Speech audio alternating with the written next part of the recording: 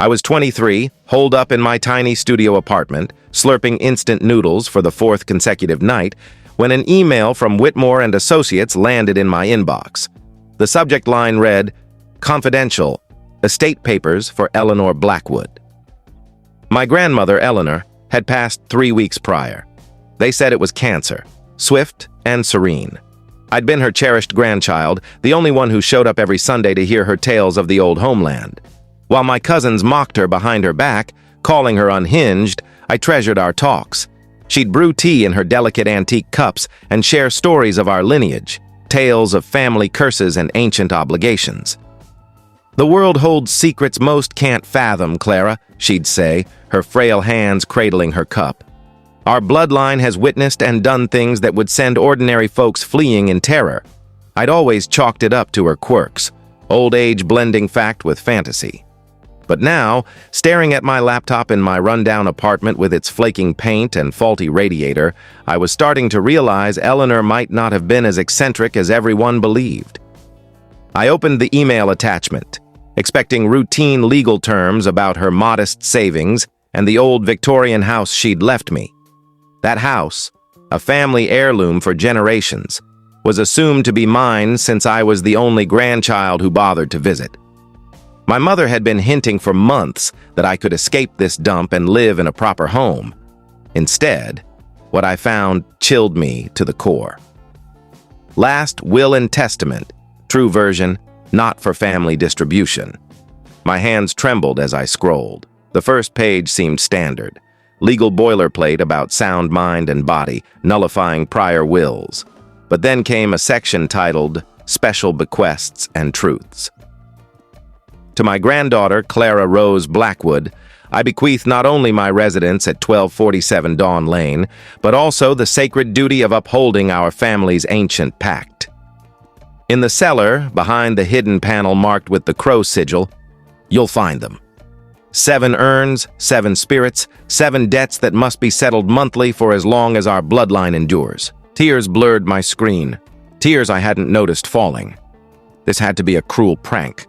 Maybe my cousin Felix messing with the lawyer's system out of spite for Eleanor's favoritism. But I kept reading, unable to stop.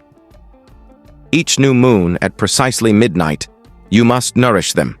1 cup of blood from the living, 1 strand of hair from the willing, 1 tear from the sorrowful. Perform the ritual in the cellar chamber. Miss even one, and they will break free, cursing our line for 7 generations. The room spun. I gripped my desk to stay upright. My mother never mentioned trying for more children after me. I'd assumed I was an only child by choice, not because of some otherworldly hex. The words kept coming, each one heavier than the last.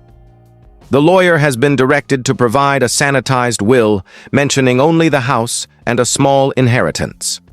He knows nothing of the cellar or the burden I'm passing to you. You must know the truth before tomorrow's false reading.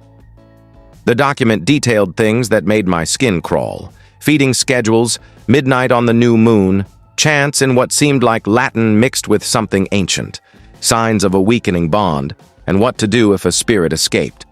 Attached were photos, dozens of old Polaroids showing 7 eerie urns, each etched with unfamiliar symbols. Nameplates beneath them read, Tobias the Choker, died 1823. Marina the Venomist, died 1834. Gideon the Submerger, died 1841.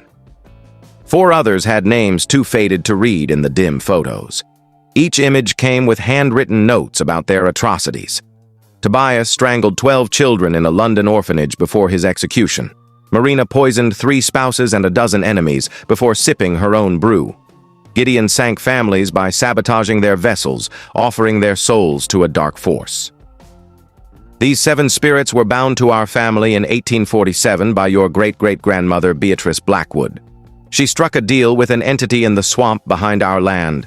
Her husband was dying, her children starving, winter relentless. The entity offered prosperity and safety for our bloodline in exchange for eternal guardianship of these 7 murderers' souls. I bolted to the bathroom to vomit. Returning, I forced myself to keep reading. Beatrice accepted. The entity gave her these 7 spirits, murder victims from the old land, bound in urns crafted from their bones. As long as a Blackwood feeds them monthly, our line enjoys wealth, health, and protection. Fail, and the spirits will hunt every living descendant, dragging them to serve the entity in the swamp forever. My phone rang, startling me so badly I nearly flung the laptop. It was my mother. "Clara?" Her voice was tense. "The lawyer just called about some mix-up with Eleanor's will. Did you get anything by mistake?" I stared at the screen, at words rewriting my family's history. "No," I lied, my voice steadier than I felt. "Nothing yet." "Good. I was worried about a clerical error. You sound off, honey. You okay?"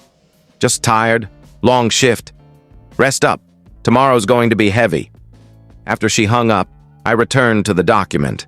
It outlined the cellar's layout, the ritual chamber, the feeding process. Warnings abounded.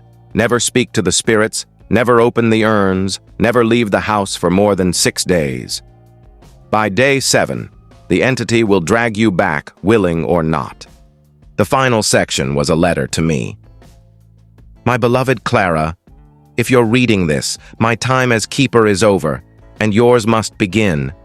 I know this feels impossible, terrifying, mad. I felt the same at 25 when my mother passed this burden to me.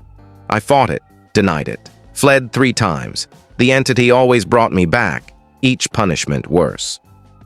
You have 3 paths. First, burn this will, attend the false reading, and walk away free. Someone else, your mother, Felix, or a future descendant, will face the truth later. Second, break the bond entirely during a total solar eclipse in 2062, destroying all 7 urns simultaneously. Succeed, and we're free. Fail, and every Blackwood dies within a year. Third, become the keeper. The house will provide, but you'll never be free. I chose this path because I couldn't condemn my family. I've regretted it daily, but I've protected you all." The letter detailed rules. Never let others into the chamber, never miss a feeding, never heed the spirit's promises, never research the entity. A key was hidden under the kitchen sink. The cellar door was behind the study's bookshelf, activated by pressing Dante's Inferno on the 3rd shelf. That night, I drove to Eleanor's house. It looked unchanged. Gray Victorian, overgrown yard, watchful windows. But it felt alive, waiting. I found the bookshelf, pressed Dante's Inferno, and descended a staircase into a freezing chamber. 7 urns sat on pedestals, humming with a bone-deep vibration. Their voices whispered, pleading, threatening. I called the lawyer. "Mr. Whitmore, did you send me any documents early?" "Impossible," he said sharply. "I handle all estate matters personally. Forward me what you received. I'll bring it tomorrow." I hung up, checked the email again. The sender was *a Blackwood, 1847, at shadowhour.net *. Eleanor, dated the day she died. She'd sent it from beyond. My mother called again. "Maybe you shouldn't take the house," she said, voice distant. "It's always felt wrong.